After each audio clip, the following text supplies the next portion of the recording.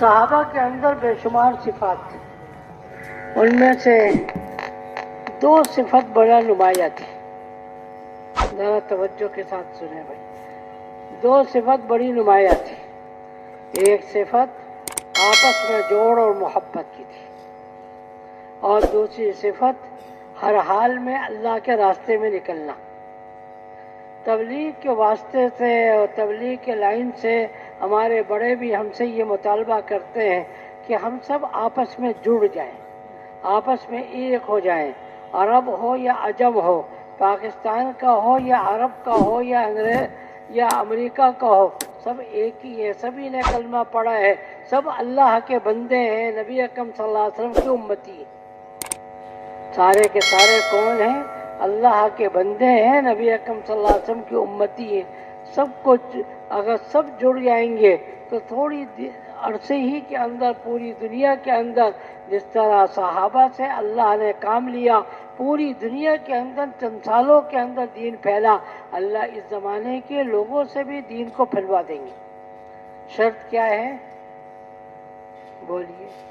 آپس میں ایک دوسرے کا اکرام ہو، ایک دوسرے سے جڑ کے چلے. ہر آدمی کے ذہن کو اللہ نے دوسرے سے الگ بنایا ہے. کوئی دنیا کے اندر دو آدمی بھی ایسا نہیں ہوں گے جن کا ذہن ایک ہو. جس طرح کہا جاتا ہے نا کہ انگوٹھے کی لکیریں ایک دوسرے سے نہیں ملتی، ایک دوسرے سے نہیں ملتی. انگوٹھے کی لکیر کے ذریعے سے آدمی کی شکل بنا دیتے ہیں کہ یہ آدمی اس شکل کا ہوگا. اسی طریقے سے اللہ نے دو آدمی ایک ذہن کے نہیں پیدا کی، ہر ایک کا ذہن دوسرے سے الگ ہوگا. شریعت ہم سے یہ کہتی ہے کہ ایک دوسرے کے ساتھ جڑ جائیں.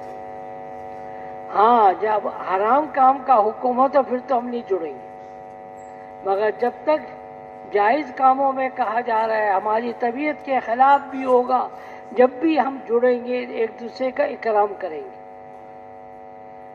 حدیبیہ کے موقع پر اللہ نے یہ بڑا سکھایا. نبی کی پوری زندگی، پوری سیرت قیامت تک کے لیے نمونہ ہے. قیامت تک کے لیے وہ کچھ ہوگا جو نبی اکرم صلی اللہ علیہ وسلم کے اوپر، خلفائے راشدین کے اوپر آیا، ان کے اوپر ان کے حالات کے مطابق قیامت تک کے لیے حالات آئیں گے. علیکم بسنتی و سنتی خلفائے راشدین. قیامت تک کے لوگوں کو کہا گیا ہے تمہارے اوپر لازم ہے تم نبی کی بات کو اور خلفائے راشدین کی بات کو سامنے رکھو. قیامت تک اللہ تمہاری رہنمائی فرماتے رہیں گے.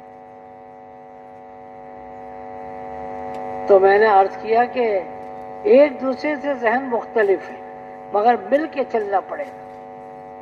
مل کے چلیں گے. اللہ اس جذبات کو دیکھیں، یہ بڑا مشکل کام ہوتا ہے اپنے جذبات، اپنے خیالات کو دبانا.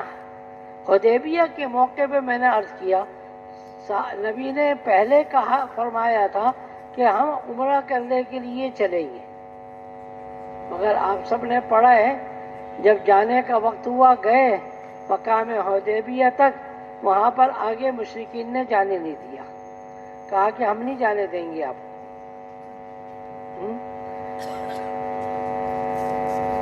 ایسے جذبات تھے صحابہ کے کہ ہم جائیں گے ضرور، ہم تو عمرہ کرنے کے لیے جا رہے ہیں، ہم تو کوئی جنگ کرنے کے لیے تو نہیں جا رہے. مگر جذبات کو قربان کیا. نبی اکرم صلی اللہ علیہ وسلم نے فرمایا کہ صبر کر لو، اللہ راستہ کھولیں گے. صحابہ کو بڑا جذبہ تھا بیت اللہ جانے کا. صحابہ نے اپنے جذبات کو دبایا، جس کا نتیجہ کیا نکلا؟ اللہ نے فتح مکہ فرمایا اور پھر مکے کے اندر دین کے پھیلنے کے راستے بنا دیے. اپنے جذبات کو بھی قربان کرنا پڑے گا. تو میں نے عرض کیا کہ دعوت کے کام کرنے والوں کے اوپر لازم ہے کہ ہم ایک دوسرے کا اکرام کریں. میری طبیعت میں جو بات آ رہی ہے، دوسرا آدمی کوئی اور بات کہہ رہا ہے تو ہم اس کی بات کا اکرام کریں گے، اس کی بات کو لیں گے. ہاں ایسی بات جو کہ بالکل کفر کی بات ہوگی، بالکل حرام بات ہوگی، اس کو تو نہیں قبول کیا جائے گا، ورنہ ہم سب جڑ کے چلیں گے. وَاعْتَصِمُوا بِحَبْلِ اللَّهِ جَمِيعًا. واعتصموا بحبل اللہ جمیعا، اللہ کے رسی کو مضبوطی سے سب پکڑ کے رکھو، اللہ کیا کریں گے اس کے، اور تفرقہ بازی مت کرو، اللہ اس کی برکت سے تمہارے اندر جوڑ پیدا کریں گے، اتحاد پیدا فرمائیں گے۔ تو صحابہ کے اندر بڑی بنیادی بات کیا تھی؟ ایک دوسرے کے ساتھ جڑ کے چلنا۔ طبیعتیں مختلف تھی مگر جڑے سب ایک دوسرے کے ساتھ، جس کا نتیجہ اللہ نے چند سالوں کے اندر پوری دنیا کے اندر دکھایا۔ شیطان ہمارے پاس آتا ہے اور کہتا ہے کہ جی تو حق بات تو کہہ رہا ہے، حق بات بھی کیسے کرنی ہے، کس وقت کرنی ہے؟ تو پہلی تو بنیادی بات یہ کہ ہم سب جڑ کے چلیں گے، اپنی زبان کی حفاظت کریں گے۔ ہماری مسجدوں کے اندر 40 آدمی ہیں 3 چلے والے، ہماری مسجد کے اندر 80 آدمی ہیں 3 چلے والے، ہماری مسجد میں 100 آدمی ہیں 3 چلے والے، مگر گشت کے اندر کتنے ساتھی آتے؟ ہم نے کس کو کیا کہہ دیا وہ ایک دوسرے سے ناراض ہو کے بیٹھ گئے۔ غلط کہہ رہا ہوں؟ ہر ایک کو جوڑیں گے ہم، خاص کر کے وقت لگائے ہوا مجمع ہمارے ساتھ سب سے قیمتی سرمایہ تو ہمارا وہ ہے جنہوں نے پہلے وقت لگایا ہوا ہے۔ المؤمن مؤلف ولا خیر فی من لا یألف ولا یؤلف، مسلمان تو محبت کا مرکز ہے، اس مسلمان کے اندر کوئی خیر نہیں ہے جو نہ لوگوں سے محبت کرے نہ لوگ اس سے محبت کریں۔ الگ تھلگ بیٹھے ہوئے ہیں، بہت فکر مند ہیں ہم، بہت، یہ فکر مندی نہیں ہے۔ ساتھیوں کے ساتھ ہم جڑیں گے اور ساتھی ہمارے ساتھ جڑیں، یہ ہے تبلیغی آدمی۔ ہم ساتھیوں کو اپنے ساتھ جوڑیں اور ہم لوگوں کے ساتھ جڑیں، اس سے کام بنے گا۔ المؤمن مؤلف ولا خیر فی من، اس مومن کے اندر کوئی خیر ہی نہیں ہے جو نہ لوگوں سے جڑتا ہے نہ لوگوں سے محبت کرتا ہے نہ لوگ اس سے محبت کرتے ہیں۔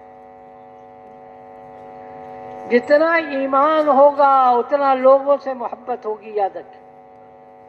ذرا توجہ فرمائے بھائی، کوئی بات نہیں بھائی، آگے آ جائیے، کوئی بات نہیں، کوئی بات نہیں۔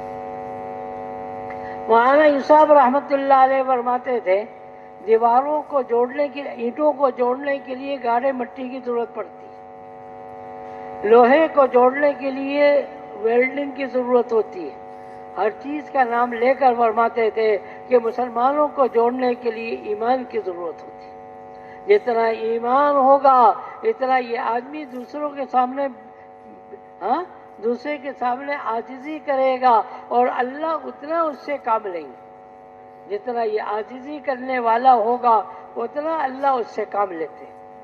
عبداللہ ابن مسعود بہت عاجز آدمی تھے۔ کون؟ عبداللہ ابن مسعود رضی اللہ تعالی۔ ابو جہل کو قتل کرنے کے لیے پیش خیمہ تو بنے 2 بچے، فضائل عمل میں زخمی کر چھوڑا، مگر گردن کاٹی کس نے؟ عبداللہ ابن مسعود نے، جو صحابہ کے درمیان میں سب سے زیادہ عاجزی والا آدمی تھا۔ سب سے بڑے آدمی کو قتل کیا کس نے؟ سب سے زیادہ عاجزی والے نے۔ تو ہمارے اندر بھی عاجزی ہوگی، ہم ہر ایک کے ساتھ جوڑیں گے، اپنی مسجد میں سب کو جوڑنے کی کوشش کریں گے، کہیں انشاءاللہ۔ سب سے زیادہ میں آج